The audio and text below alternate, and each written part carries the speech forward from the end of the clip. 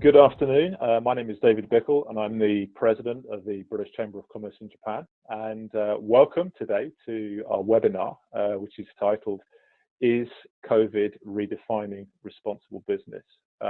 Before we get into that, I'd just like to remind you that what we're trying to do in a webinar series is to make these all as interactive as possible. So at the bottom of your screen, you should see a Q&A box.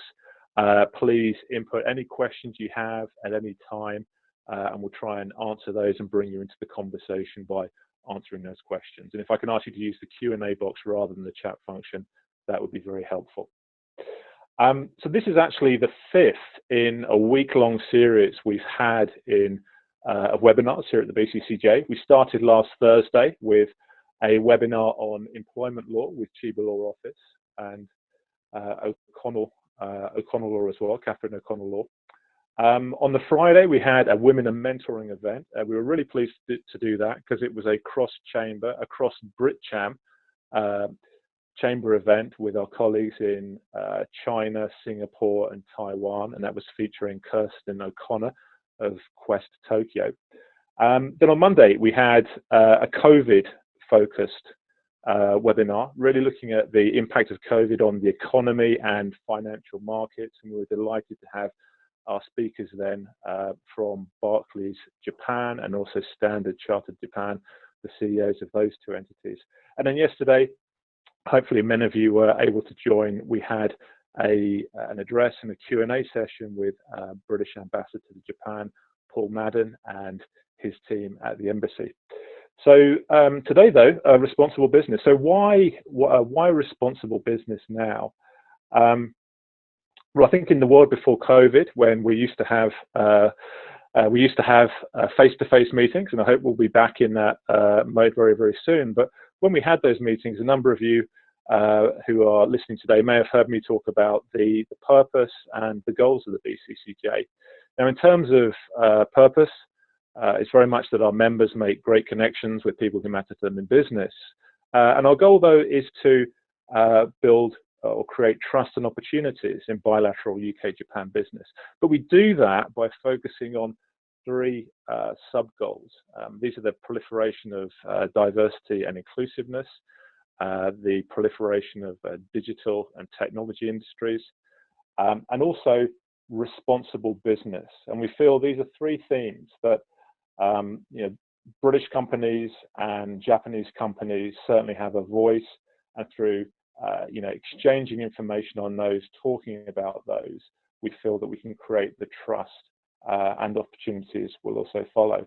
So it was really off of that today we were planning to do the first in a three-part series of events. They were originally going to be live events, then to online, but focusing on decarbonisation and the impact of decarbonisation on the planet and on people and on business. Now, over the last couple of weeks, though, COVID has been really sucking the air out of the dialogue and discussions. I think it's forcing all of us to, reset priorities, being asked to do things in a different way, and leaving a number of us, somewhat disorientated. So we thought we would leave the discussion of decarbonisation and responsible business to another time when we can devote appropriate attention to it. But today, to focus on the impact that COVID, everything that is happening now, is the impact that that's having on the responsible business agenda. So really, against that backdrop, I think today we want to explore some of the trends we see in the pandemic and how we think that will shape a socially responsible future, and also think about some of the decisions and actions that companies, businesses may need to take that will, improve their resilience in a rapidly changing environment. So to do that today, I'm delighted to be joined by two of the members of the BCCJ's Executive Committee who are also on our Responsible Business Task Force. We've got Tove from Global Perspectives and Heather McLeish of EY. So Tove, Heather, I'd like to bring you into the conversation now. Maybe we can Tove, if you could just introduce yourself, and I think actually after that, maybe you can help us set the framework. Responsible business is a very broad topic, and it is of course more than just climate change and decarbonisation. So maybe you can just set the framework for us around, what the barriers are and what we'll discuss today. Okay, thank you, David. So welcome everybody. My name is Tove Kinooka, and I'm the co-founder and director of Global Perspectives. So we are a sustainability consultancy. We work with organizations from startups and SMEs through to multinational organizations in Japan and around the world to help them really embed sustainability thinking and leadership into the organizational culture. And with that background, to set the scene, as David has said, for responsible business, we see it very much as being about how a company thinks and acts with regard to all its stakeholders. So considering not only the shareholders and the profit and the impact of what they do on that, but also considering the broader impact of everything they do as an organization on people inside the organization, outside through their supply chains, client base, through to the communities that they are in and interact with, and of course the environment as well. And it's interesting, the event that we were going to do that David was just talking about, the Responsible Business Forum, we were originally planning to do, well, we're still planning to do, hopefully at some point, two sides to that, both people and planet, because both parts are equally important. I think it's very, it's paramount that we remember we're part of an ecosystem, that as individuals, as organizations, as industries, we are all part of an ecosystem. And as such, we are interconnected and have an impact on every part of that. So our definition of responsible business is really to be conscious of that and to consider your impact in every decision that you make. Thanks for that, Tove. That sets the scene really well, I think. Heather, if we could bring you in as well now, if I could ask you to introduce yourself, and I know amongst your many roles, sustainability and responsible business is a key one. And after that as well, maybe set the scene for us a little bit. I mean, are we looking at this whole issue of responsible business through a static lens, or are things moving over time? That's great. Thank you. Thank you, everybody, for taking your time today, hopefully eating your lunch and enjoying this 50th anniversary of Earth Day. My name is Heather McLeish. I'm a director with EY here in Japan. Originally, I started in EY to help build the sustainability advisory service that focused on environmental, social, and governance issues for large Japanese corporates. So I still do a lot of that work within our advisory team, focus more specifically on financial services clients, in particular insurance clients, and their specific needs around environmental, social, and governance issues. So it's such a fascinating time, crazy, uncertain, but it's a really interesting time right now for us to consider the principles by which we have said that we live. And for companies, your value proposition has never been tested more seriously than right now and during this crisis. So in order to frame the conversation today, because it is such, as David and rightly pointed out and Tove showed us, this is a huge topic. So what we're going to do is talk about it from the now, what's happening right now in this moment, what are we all focused on right now, the next, what does that next phase look like, and then the beyond. Certainly it's really hard for us to focus on all of those things at one time, but there is a right stage and time for that. So with that context, we actually have a poll for you. We've got several of them throughout, so we'd like to check your participation, make sure nobody's sleeping, I suppose. But the first poll, we're going to start now. We're going to launch that. And it is, what are your biggest challenges or concerns in the now? So not thinking in the next few months, 6 months, 9 months, 12 months, but really, what are you focused on right now? So if we're going to keep that open for maybe about 30 seconds or so, and then we see some answers coming in now. Thank you. And David, I can pass over to you as we get some more answers in here. Thanks, Heather. That would be great. And just while those answers are coming in, I mean, we actually started our webinar series, well, only less than a month ago. And our very first webinar was prompted by COVID, the situation we're in now. And we looked then at the leadership response to COVID. So things were very new then. And I think we're still in the now, as you described it. But, you know, a few weeks further on, are you noticing any changes there? Or I think we're going to get a bit of some input from the survey soon. But what issues are you seeing in terms of the response that are still top of mind on the radar for companies here in the now? Yeah, I mean, let's look at just the BCCJ. We just had our first webinar not that long ago, and now we do this daily. We've really tried to raise to the challenge of being very communicative to our membership. So what's changed? That time, again, not that long ago, but we were really not sure, and still aren't, how long this is going to go on. So I think the immediate concerns and conversation have been, how serious do we have to take this? How serious are we going to be dealing with this in Japan? At that time, we were not under a national state of emergency, so it was much more focused on what the companies themselves are going to do. A lot of them had made that decision to telework if that infrastructure was available to them, and others have really had to wait until a national emergency has pushed them, and even then, there's many companies here who are not really set up. So the now has been really focused on testing your business continuity plans. Companies that have had strong business continuity plans got to test them immediately. Companies with weak ones have been scrambling. Now, I think from the conversations that I've had, I think all of us have identified issues within our business continuity plans. I don't know if any of us were really factoring in something like this, even after having experienced SARS. So the conversations that we're having now with our clients internally and certainly with friends and business owners in the community has been really focused on, how do we manage liquidity now? How do we manage to keep our businesses up and running? And can we? Is it physically possible for us to continue work even in a different form?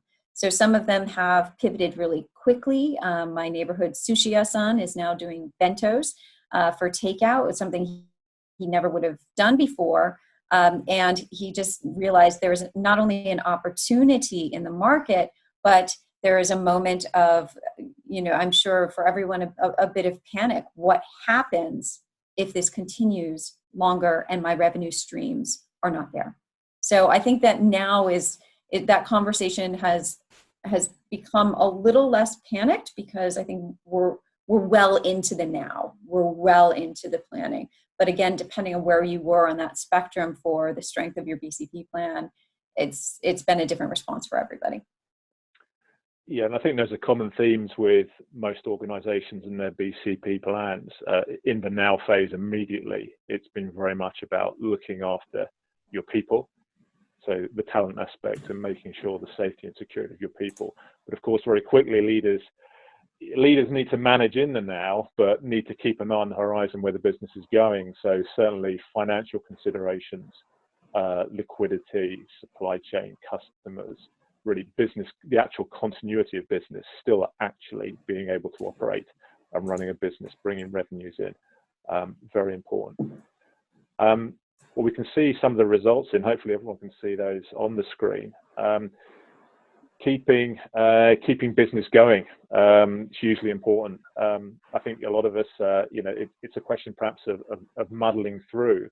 BCP plans, by their very nature, I think they're organic. People are, changing them, adding to them, tweaking them as we go along.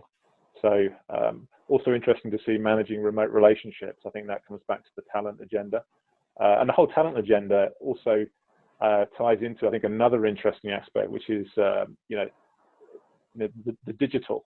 I think companies around business models are thinking digital, but not only business models, also looking after their people, enabling them to work safely from home and productively. That's caused companies to think a lot about technology as well.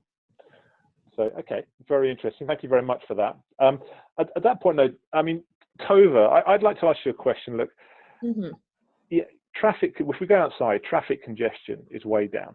I read a statistic in the paper the other day that global oil consumption is down a third. This week, the oil price actually went negative. Producers are paying, other organizations to take the oil off their hand and store it somewhere. With all that going on, I mean, shouldn't business, just put all this responsible business, this climate agenda to one side, and instead sort of focus on the here and now, like we saw in the survey, really focusing on just doing business and surviving? I can understand why some people would to perhaps think that way. I think, as you said, we're dealing with a very stressful situation. It's interesting that on the poll there we had, managing remote relationships and mental health, both as points there that, a number of people felt were big challenges. So it's natural, I think, to, if you like, go into survival mode and just think about how we're getting through this. But I think it's also giving a lot of people pause to think about actually, things can be different here. If I'm not commuting into, central Tokyo, my commute, for example, is an hour and a half. So if there and back, that's a 3-hour round trip. So yes, you've got the environmental impact of that, but there's also the health and well-being impact of that as well, which is very much part and parcel of responsible business. And I think it's really making people and organizations stop and think about, okay, yes, this is a very stressful and uncertain situation, but we're realizing that we can be productive in a remote situation by taking back or being able to take back that that time that we would otherwise spend commuting and so on. We're able to think more about our well-being. We're perhaps exercising more, eating better, spending more time with our family and our children. And these are all things which are, very much part of responsible business. So I think, yes, it's all very concerning and worrying, but this is also really bringing to the fore what is important for people. What do we actually need to be able to work? And moving forward, then we can start to think about, can we change the way we work and be more responsible towards our employees and their mental health and well-being, and as a wonderful side sort of effect of that, have a better or a less negative impact on the environment. So I think it's absolutely the time that we should be stopping and thinking about this. Yeah, and I think actually working out what that vision of the future, can be, or what businesses would like it to be as well, from the perspective of their employees. I think that's perhaps something we'll explore a little bit more when we go on to talk about not just the now, but what the next might look like, and even the beyond. But that's from the business perspective. But Heather, what about the consumer? People work for companies that may be facing an existential crisis. They're worried about where their next paycheck is going to come from. Can they pay the mortgage? They're worried about the health of their family, friends, their children's education. Do consumers care about the responsible business agenda at the moment, climate change, things like that? Haven't they got bigger things to be worried about? It's a great question, and I think to be quite honest, you're going to deal with the most urgent issues addressing your family first, 100%, and that's exactly what you should be doing. But I think this particular situation has raised a lot of areas of discontent that perhaps were little niggly things before, which have now come to the forefront. And I think when people move into the next and the beyond, these are the lessons that we can't forget. Are we discontented with the way that we are living and that we have now been faced with? Are my customers actually not really as engaged with my company as I thought they were because of this disruption, and how can I fix that moving forward? So I don't think that many people besides perhaps Tove and I are sitting at home thinking we can create a utopian society right now based on these issues. If you are, please feel free to contact both of us. We'll have a good chat. I think most people, rightly so, are worried about feeding their families, if their incomes have been disrupted in any way. I think conversations that started late last year in regards to the ability for the pension funds to be able to provide for people in their retirement were a little shocking here in Japan. People got upset. How much money do they need to personally save? And then they kind of shelved that conversation. But today we're seeing that financial wellness, financial understanding is exceedingly important. Conversely, so you see that a lot of activist investors have for a long time looked at Japanese companies and their balance sheets and criticized how much money has been kept on the balance sheet. Right now, a lot of those companies are in much better positions than, for example, some of the American companies. So when you look at these issues, it's natural that you're going to focus on what's immediate, but the profound impacts of these issues, I think, are now magnified. And it's my hope that we actually take these lessons and move forward to create something better. Thanks, Heather. And I think, so, I mean, let's follow the timeline you gave and the three ways of looking at this. So that's a little bit on the now, but moving to the next. So I don't think any of us quite know when the next will begin, but maybe we're starting to see in the distance, the beginning of that, and we'll be into a phase that may go on for, a couple of years in the next, very much perhaps the start of a recovery period. But again, a statistic came out the other week from the UK, the Office of Budget Responsibility, and they're forecasting a 35% decline in UK GDP in Q2. So the quarter that we're currently in, and hopefully though, beyond that, they're moving, things stabilizing, and moving towards a return to modest growth, and then the start of a trajectory out of that. But still, even as we go from the now into the next, these figures are absolutely unprecedented. The speed and the scale of the disruption to the economy. So I suppose, I mean, Tove, just perhaps coming back to you. Again, in this time when the economic dislocation is so great, should companies really just be focusing on, prioritizing economic growth and full employment, possibly at the expense of, a green agenda or a responsible business agenda? Or do you still feel that, all the things you mentioned there in the here and now are still going to be equally relevant as we start to move out of this? Very good question. And I don't think there is an easy answer. A lot of it will depend, I think, on the type of business you're in and how that is being impacted, and how much scope you have to adapt business models, for example. I think the ones which have been perhaps hardest hit are the very much the people-facing ones. For example, restaurants, cafes, and things like this. You can understand that for them, really, right now, the focus has got to be on ensuring some kind of financial stability to get the company moving forward.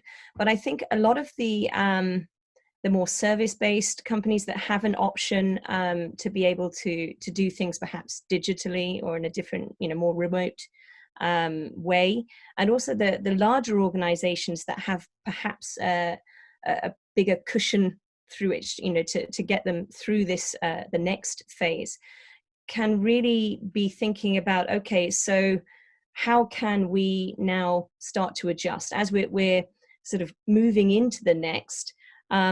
We can start to think about what it is we want to create. So I won't go sort of move too much into the beyond. We'll come to that in a minute. But I think as we move into the next, out of the immediate situation, we need to be keeping our eyes to the horizon and thinking, okay, well, if, what is the opportunity here? What do we want to create? And if we're going to do that, then what steps can we start to take in the next that will lead us in that direction? And it might just be small steps in the beginning. But I think it's important that we do keep the sort of the long-term view in mind as we move into the next. And that very much, I believe, should involve thinking about what are our actions as a responsible business, to the environment, to people, communities, and our wider network. Yeah, thanks very much for that, Tove. And sorry, just to remind our listeners that we'll be having probably a couple more polls, but in addition to polls, if you do have questions, please do feel free to submit those via the Q&A box. As we move into the next, I think there's a lot of countries in Europe, the US, are in the so-called lockdown. A level of they've imposed a level of restrictions that we don't see in Japan at the moment. And so there's an increasing amount of discussion about how those countries can, come out of that. At the moment, I believe in the UK, this is a debate going on, but the government does not feel that it's the time to be talking about coming out of lockdown just yet. I know the US government published publicly its guidelines on opening up America again at the beginning of last week, I think. Very interesting stuff in there about expectations of business. So everything from sanitation, testing, contact tracking, the health of employees. So, some governments expecting a lot from businesses too.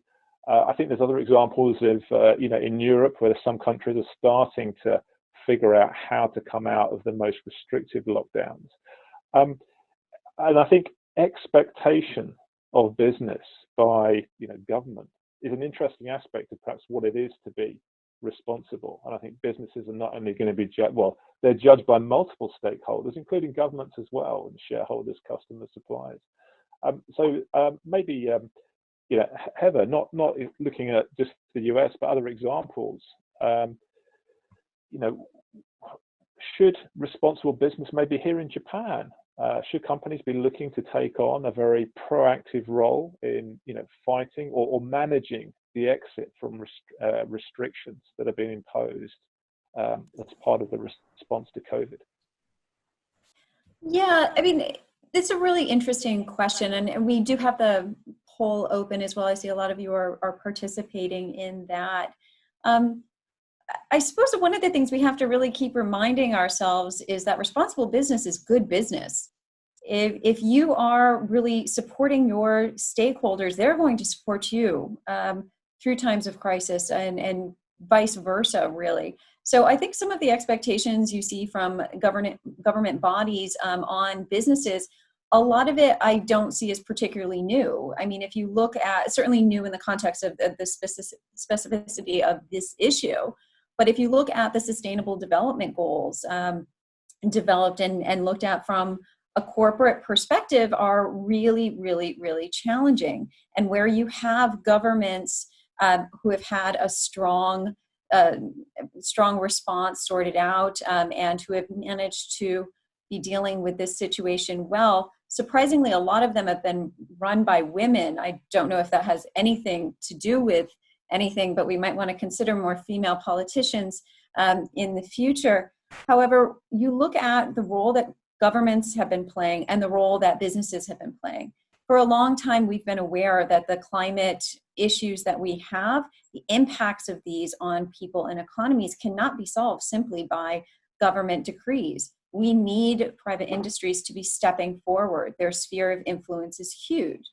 If you look at a company like Google, if you look at a company like Apple, their sphere of influence and the amount of work that they could do is stronger than many countries. So when you think about that interplay, I don't think governments can rightly say that businesses need to take all of the onus on them, but there definitely needs to be some public-private partnerships that move us forward. And a second point that I would like to make on this is one of the things, if you want to paint a silver lining here on these issues, one of the things I feel is an opportunity is we've been talking about this sort of thing for a long time. Companies here in Japan, a lot of British companies have been saying, we believe fundamentally in these issues. I've talked to lots of C-suite people who have said, we believe in protecting our stakeholders. We believe in supporting the environment. We want to do more good than harm. We want positive impact. They've had a hard time convincing a lot of internal stakeholders. Mm-hmm. A lot of work that I've done in the past has been focused on not necessarily on helping them create a more robust strategy. We've certainly done that, but actually in really, really getting that inclusive support of internal stakeholders. This opportunity right now should not be wasted. A good crisis never should, I suppose. We have this opportunity to change hearts and minds. And I can give you a specific example. So EY for a long time has had in place teleworking. We've had in place more flexible working styles. But not a lot of people really wanted to use it. There was still an idea that, to be honest, if you are not necessarily in front of my face, you might not be working. This crisis has allowed us to change more hearts and minds. If it had been a couple weeks of working from home and then snap back to normal, I don't think anything would change. The longer this goes on, the more chances we have to change hearts and minds and say, are you now seeing the benefits of some of these things we've been talking about? And I just ended the second poll, actually, so I think you should be able to see the polling results at the moment. And just to add on to what Heather's saying there, so I mean, talking about changing hearts and minds within the organization is incredibly important, and it's a big part of the work we do as well. But I think we've also got to be very, very aware as organizations that we will be influencing and we will be judged by people, society, our communities, our customers, our clients, on our moves now and as we move into the next. And if we batten down the hatches and simply, go into survival mode and don't look at how we're impacting perhaps our small businesses that are in our supply chain, or how we're dealing with, our impact beyond the now, then I think there's a very real danger that coming out of this, people are going to say, well, it was just, you were only thinking about yourself. We're going to move away from this company. We would rather take our business and our, trade to a company which was showing that they were standing by the values that they say they have and caring for people, communities, environmental impact, whatever that is. So I think we've got to be very conscious as we move into this next phase that the eyes of the world, and particularly of all our stakeholders, are on us, and they will be looking very carefully at what we do and judging us based on that.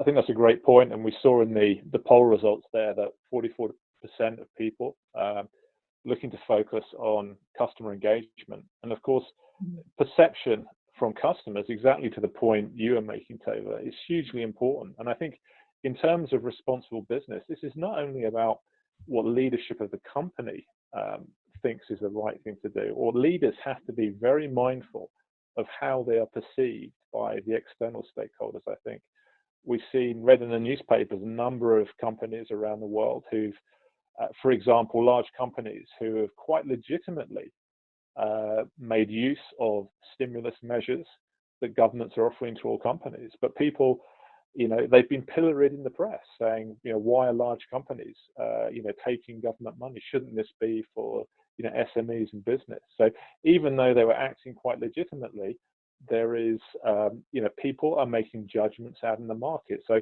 there's a real challenge, I think, for leaders of businesses to,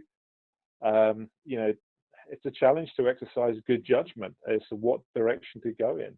Sometimes they'll find themselves being offered certain assistance, but the challenge for leaders is to decide, should they take that?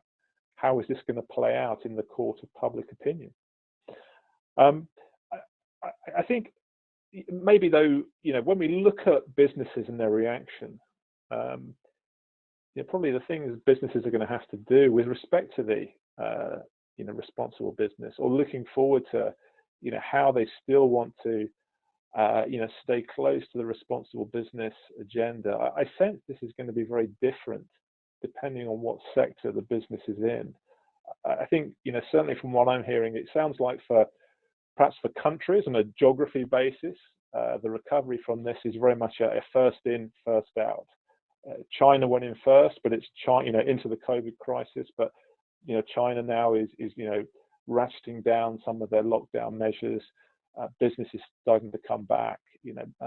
Taiwan, Korea, getting things under control. Asia, many countries there, affected first, but seem to be showing opportunities to recover a little bit quicker.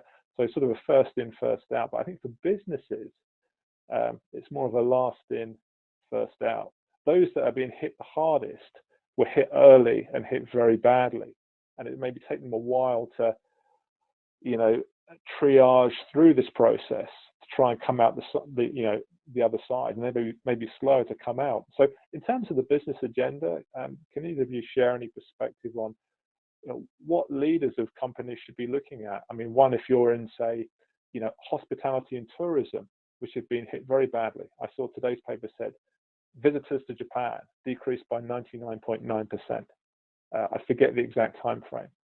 But so, what can leaders of those sort of industries be thinking about with responsible business, as opposed to perhaps someone who's in digital industries, or maybe food retailing, where sales are up and very and doing quite well because of the immediate demand of the crisis. So any perspectives on the differences between different sectors and how different sectors might look at the responsible business agenda as they try and come out of this? I'll take the first stab on that. I mean, leave it to David to ask a really challenging question that covers multiple industries. But the point is well taken. We do see certain industries being able to actually really enjoy higher profits during this time. Companies like Amazon, for example, as a lot of consumers are nervous or unable to go to shops, you're shifting your personal choices and your styles to companies that can support you being home more. So when you think about some of the changes that you've made in your day-to-day life, I think you get a good idea as to which companies and which types of industries are actually going to be benefiting from this. So anybody who's got strong infrastructure to be delivering online, here in Japan, we're blessed with a wonderful postal system and numerous delivery companies that can get anything anywhere. So if your company has already been set up to work online, fantastic. There's lots and lots of things that we still need and want from home. Travel and tourism. Now that is a huge change. So one of the responsible businesses, kind of the now and the next, and certainly the beyond, is how are we protecting people from future issues? Now, we have one wave in some countries and are now experiencing the second wave of COVID. How are we going to give peace of mind to our consumers that we are going to be able to protect them as issues come up in the future? This is one issue none of us have dealt with in our lifetimes, but it's unlikely to be the only one of its kind. We are a very, very mobile species. Certainly, we can be anywhere at any time. How does that impact people's health? So when you start to think of that kind of beyond question, start to think about, if your industry is very negatively impacted now, how do you future-proof that? There are certain things you are not going to be able to do. Of course, there are black swan events that we're not going to foresee. But when we experience, not if, when we experience something like this again, we should be learning again from these lessons. And I'll leave that off and send that over to Tove. Thank you, Heather. Wow. It is really a tough one. And sort of, as well as looking at different sectors, I see that in the Q&A, Kirsten O'Connor's asked a very interesting question as well. How do SMEs balance ethical considerations when working to support clients and community during crisis and keeping their business afloat? So, certainly speaking from personal experience on this, it's a tough one. It's a very real challenge. It goes back to the concept, I think, of the ecosystem that I was speaking about at the beginning, and remembering that whatever we are as an organization, whatever our business is, we are connected to and impacted by and impact on other organizations. And so I think as we sort of look into the next and the beyond, we really need to be thinking about looking out to that network and what new collaborations can we look to that will help us be more resilient in the future. Because like you said, this is not a case of, if it happens again. It's these kind of situations will occur again, unfortunately, perhaps more and more often, particularly with, climate change and, climate related crises as well. So I think building resilience into our business models, whether that's about the diversity of things that we offer and how we offer it. Certainly for my business, we were based until this situation entirely face-to-face, and with a broad range, but a fairly limited number of partners. And now we are looking much more widely, not even just to get through this, but beyond, actually thinking about how can we form new partnerships that will give us new opportunities, new ways of bringing value to our clients, and actually enable us to have a much wider and deeper impact, positive impact than we have ever had before, by sort of looking at what are the potentials here, rather than focusing perhaps on the negative and the risk, really looking at what opportunities are out there. Who can we work with? What do they have that would be helpful to us? What do we have to offer? And that might not necessarily be a financial relationship as well. It can be a sort of a like for like relationship. So I think exploring options, particularly in, as a smaller company, can be really, really helpful to start future-proofing our businesses. Yeah, thanks for taking that question there from Kirsten Tove. We've got some other questions coming in, and we will get to those in a moment. I do want to ensure, though, that we have a chance to get onto the perspective of beyond. So maybe looking, perhaps this is 3 to 5 years out. I don't think any of us can predict what's going to be happening in 3 to 5 years' time. So probably, we have to consider some scenarios, and I think at this stage it's not really about trying to put percentages of probability of those scenarios occurring, but more about considering how we might react differently if one of those different scenarios comes to pass. And in terms of putting them together, we could perhaps consider a couple of the variables that we see at the moment in the world, and think that how changes in those variables, different changes or combinations, could lead to different outcomes. So I think in terms of variables, obviously, it's what happens with the virus over the next couple of years.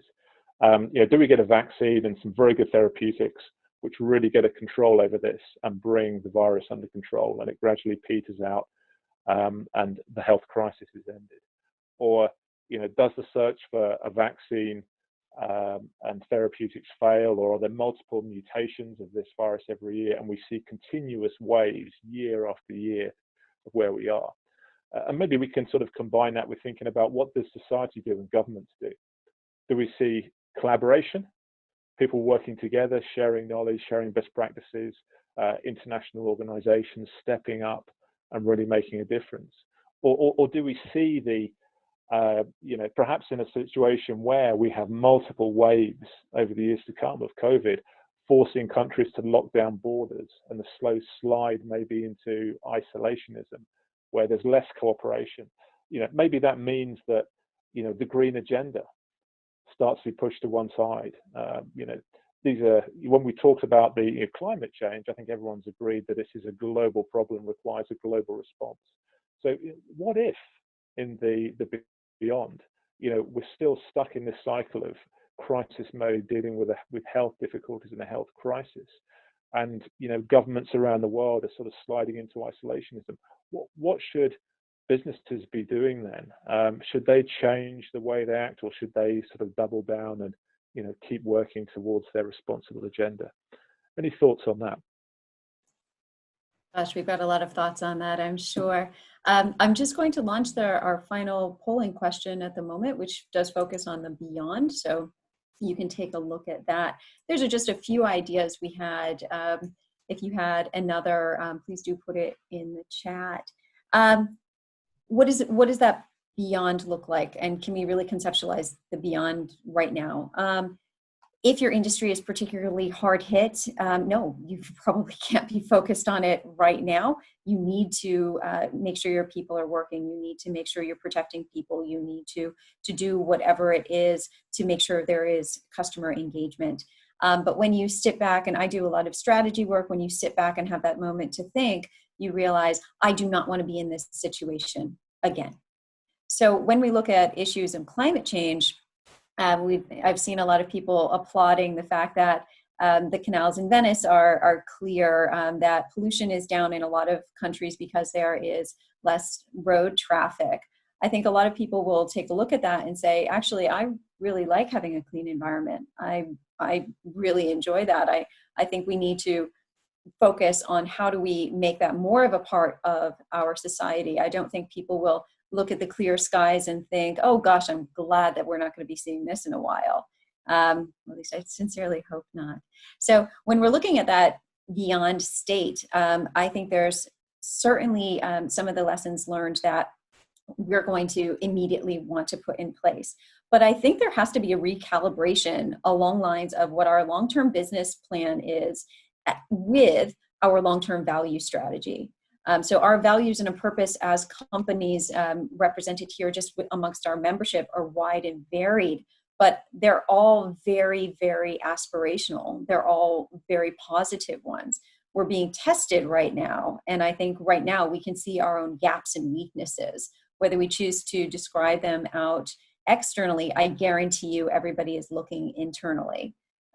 So I think that beyond question has to be a question that is asked today and something that is an ongoing conversation. No one here has a crystal ball. Unfortunately, we don't know when we're going to be firmly moving into the next. I think some of us are, like myself, are really ready for the next. I'm really tired of this. I think a lot of you are as well, but I'm also ready for that beyond. So if we start to think right now, just my last point here before I turn it over to Tove, if we start to think about how has our life been impacted today, I would guess that a lot of people are walking more. I would guess that a lot of people are not commuting. I would guess that a lot of people are cooking more at home, for example. Now, some of these changes are a massive pain in the neck, I'm sure, especially if you have young children running around at home or myself with kittens. It's a nightmare. But when you think about some of these changes, I start to think, well, Tokyo is actually this amazing flat city.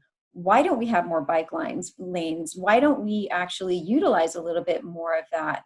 Why are we driving so much? So I think city planners can actually take a look at this time as well to think of how are we going to solve some of our biggest issues, issues with health, issues with pollution. Well, some of that infrastructure can be put in place. And if we use the momentum of this crisis for positive gain in the future, I think we'll see a lot of fantastic changes. Yeah. So just on that one point there, you mentioned there, Heather, about values and purpose. I mean, what if companies? Well, a lot of companies these days they like to talk about being purpose-driven. They have very carefully crafted value statements, their corporate values and what their purpose is, and they share this with their stakeholders as a statement of who they are as a company. What if under some of these future scenarios, though, we find companies under overwhelming pressure to focus more on perhaps just economic growth, and they start to depart from their values? Is that a dangerous track for companies? I mean, any examples perhaps we've seen not just in COVID, but where companies actually waver from their stated purpose, or they move away from their values to do something else, perhaps because it's expedient in the short term. But is that a slippery slope to go that way, to move away from your values, or should companies, regardless of what happens in these beyond scenarios, stick true to their values? How will that play out in the court of public opinion or elsewhere with stakeholders? Any thoughts on that? Are you throwing that back to Heather, or Tove, if you've got a perspective on that as well? Okay, so all right, I'll take a first stab at it. So I think, I mean, you described it potentially as being a slippery slope, and I think absolutely there is that danger that, you know, organizations can just think, oh my word, you know, we've taken such a hit, we just need to focus on, you know, filling the bank account back up. But I think there's also an incredible opportunity, and we're hearing a lot of talk about this, both in businesses and in sort of cities and governments as well, to really kind of press the reset button and say, actually, now's the time really to look at our values. And it's also a very powerful way, going back to your core values as an organization is a very powerful way to engage your people, get them back on board, to think about really, you know, we've come through this situation, or we're coming through this situation. What is important to us as a company? Why are we here? Who do we serve? And what is the, you know, what value or benefit do we want to bring to them? And going forward, you know, how do we want to do that? It might be quite different to what it was before, but we need to really ensure that we're coming back to those core values and staying true to those, because as we were talking about earlier, there's the danger of being judged very severely if you don't do that, and if you are seen to be just thinking about the bottom line. So I think there's a really great example here. In I think it was The Guardian this morning, there was an article about Milan, the city of Milan in Italy, which I'm sure everyone's aware has been on a very, very severe lockdown for a long time and has been hit very hard. And of course, Milan's very famous for its cafe and restaurant culture, wonderful shopping, you know, it's the home of fashion, really. And it's been hit very hard, but they're talking about now planning going forward. The mayor was quoting as saying, you know, we've got to take this as an opportunity to be better. So they are putting into action a plan now to make the center of Milan, I think they're talking about 35 kilometers worth of roads, to make that much more pedestrian and cyclist friendly. So they're putting in cycle lanes everywhere, widening pavements. And they're talking about that not just for people's health and well-being, because pollution has dropped, traffic congestion has dropped during this crisis, which is obviously, you know, very, very positive from a health and environmental perspective, but also for those cafes and restaurants and shops, businesses that want to kind of use that space for commercial use. There's a wonderful opportunity there as well. Suddenly there will be fewer cars, they'll be much more restricted. So there's more space and opportunity for, you know, for cafes and restaurants, entertainers, musicians, etc., to use that space, which then draws in more people, which can help to revitalize the economy there. So all of these things are interconnected. And I think if we can use it as an opportunity to reset, stay true to our values, but really look at how can we do this better than we've ever done before, then we really can have a very positive change coming out of this. Yeah, if I can just jump in there, I couldn't agree with Tove more, but you have to come back to the fact that if you are a company, you need to make money. I mean, fundamentally, you can have the absolute best purpose ever, but unless you're able to provide a service or a product that customers need or want in an economically and hopefully socially and environmentally viable way, then we don't have a conversation here. It's like when people ask me which is most important in E, S, and G, environmental, social, and governance. It's a terribly difficult question because without governance, you have another problem, quite frankly.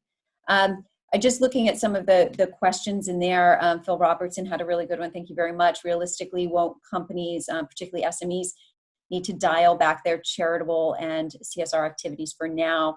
And anonymously, another person had put in about what can companies do today to help support this crisis in whatever way they can. So we see a lot of companies who have factories, for example, repurposing their factories to address these issues today.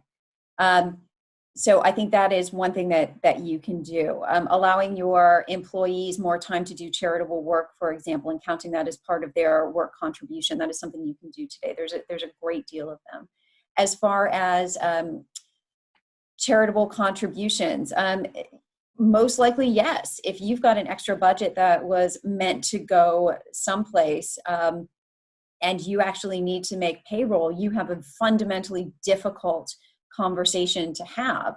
And who are your most important stakeholders there?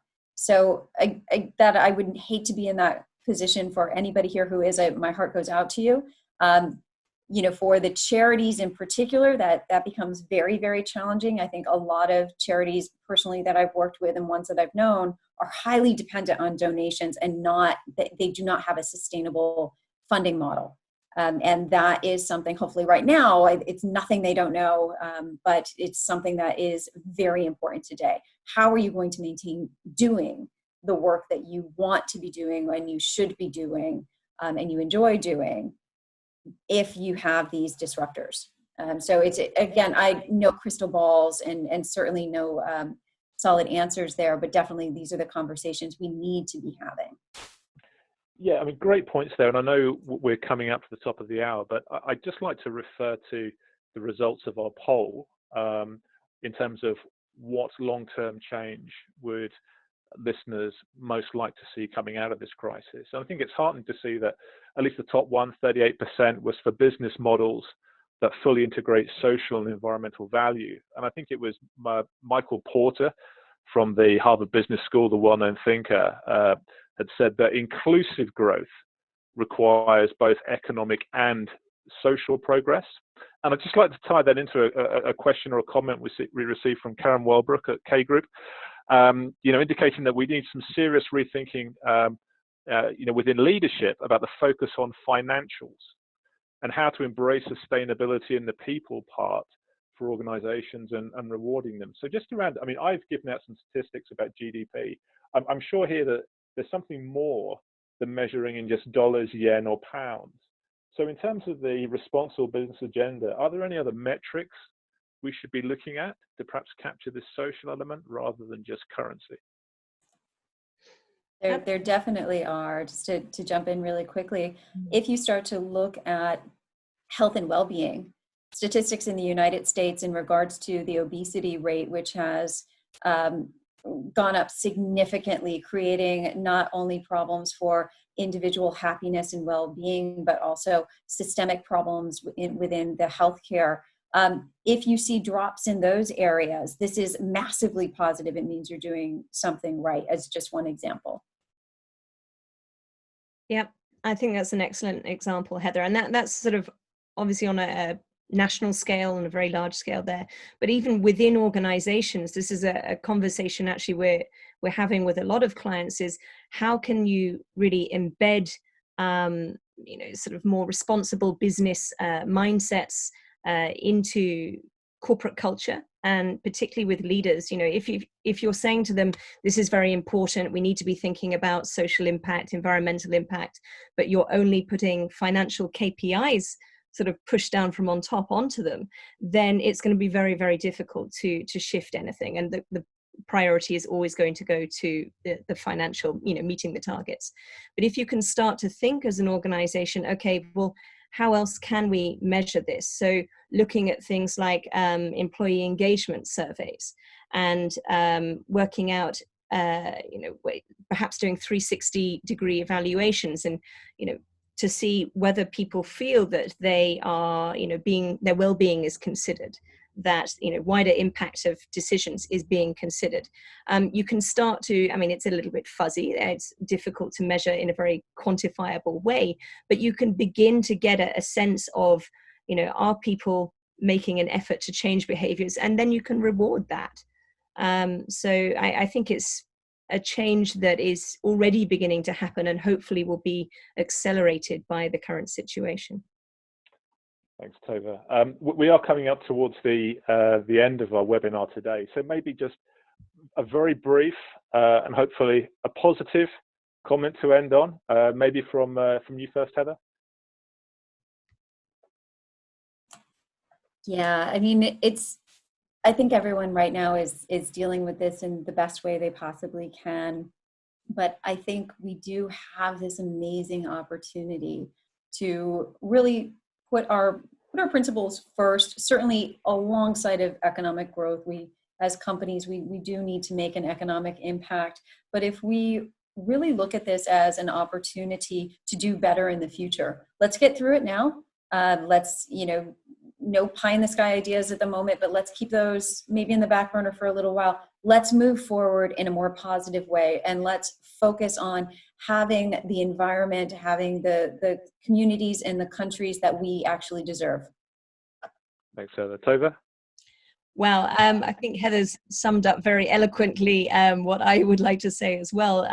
Perhaps the only addition to that would be this is an opportunity to recalibrate. I think Heather used that word earlier. And I think that sums it up, very well. Think about what changes can we make that will be positive, both for us as an organization, for individuals, for leaders, but also people and planet beyond that. Okay, thank you both. Well, I mean, one thing maybe to end on from myself, I mentioned Michael Thorter before, and I was struck by reading some research that had come out, some different research that had come out of the US the other day, looking at previous crises, and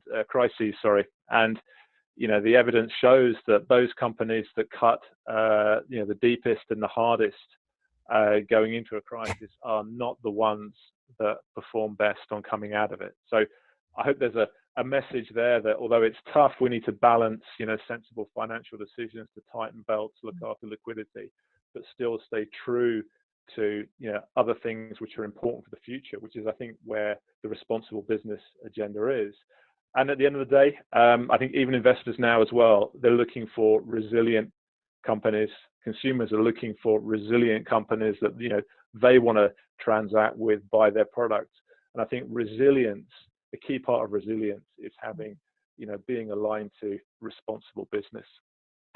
So thank you, Heather and Tove, for your participation in this conversation today. And thank you for everyone else who took the time out of the day to join us in this webinar, this virtual format. Thank you for providing your questions. And I very much hope you will keep your eye out on the BCCJ website for future webinars going forward.